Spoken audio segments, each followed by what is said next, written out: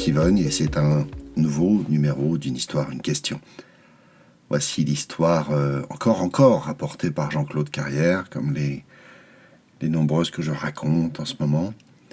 Et c'est un homme qui cherche une place de voiture. Il a un rendez-vous important.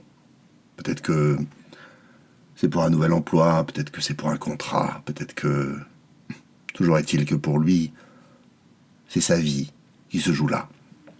Et malheureusement, il n'est pas encore en retard, mais c'est un peu juste. Et c'est à Paris.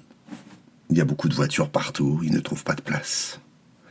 Et le voilà qui, d'un seul coup, perd patience et s'adresse à Dieu et lui dit je t'en supplie, fais que je trouve une place. Par pitié, donne-moi une place. Je te promets que je m'occuperai de ma mère que j'ai délaissée. Je te promets que je serai plus doux avec ma femme. Je m'occuperai de mes enfants, que j'irai jouer avec eux, que j'irai le mercredi, que j'irai les chercher à l'école.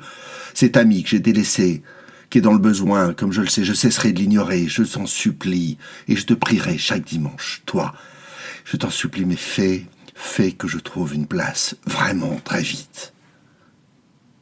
Et à peine a-t-il terminé sa prière désespérée que, presque devant lui, une voiture met son clignotant, une voiture garée met son clignotant, et s'en va, lui laissant la place libre. Alors l'homme s'adresse à nouveau à Dieu et lui dit « Non mais c'est bon, c'est réglé, t'en occupe pas. » Voilà, c'est la fin de cette histoire. Vous connaissez la chanson. Quelle question ça vous fait venir? Mettez sur pause. Et quand vous reprendrez, eh bien, je vous dévoilerai la question que ça me fait venir, moi. Et eh bien, je vais vous révéler un petit bout de mon intimité assez relative, j'en conviens, que nous nous garons près de chez moi, à Paris. Mon épouse a coutume de dire « je vais demander une place à l'univers ». Voilà, c'est une façon de faire comme cet homme.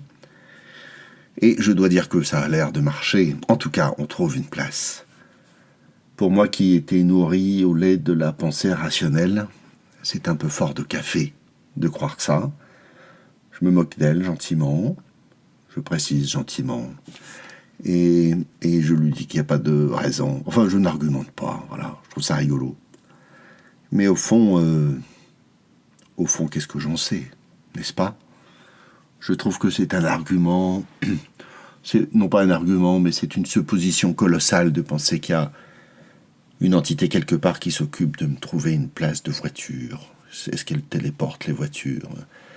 En tout cas, ça suppose une structure de l'univers qui est tellement éloignée de ce que j'en vois que ça me semble invraisemblable. Pourtant, je n'en sais rien. Et il en va de ça comme de toute pensée que j'aurais tendance à appeler pensée magique. Et pour le coup, je rends grâce à mon épouse qui ne demande jamais, qui ne propose jamais rien en échange. Elle ne dit pas qu'elle va brûler un cierge, elle ne dit pas qu'elle va s'occuper des nécessiteux pour avoir une place, elle ne marchande pas. Mais je pourrais, c'est une voie par rapport à la pensée magique, pour regarder, tiens, je veux bien croire ce que tu me dis quand tu me dis que tu sais faire ceci ou cela, quand tu me dis que telle incantation marche, quand tu me dis qu'en avalant tel champignon, il va se passer telle chose, mais est-ce que tu es cohérent dans ta pensée magique? Est-ce que tu dis que tu as fait ce que tu as promis de faire avant ton incantation? Voilà, c'est la question que je me pose. Et aussi de me dire, mais tiens, est-ce que moi aussi, je chercherai parfois à marchander sans pour autant remplir mes engagements? Voilà, c'est la fin de ce numéro. Cliquez, partagez, à bientôt.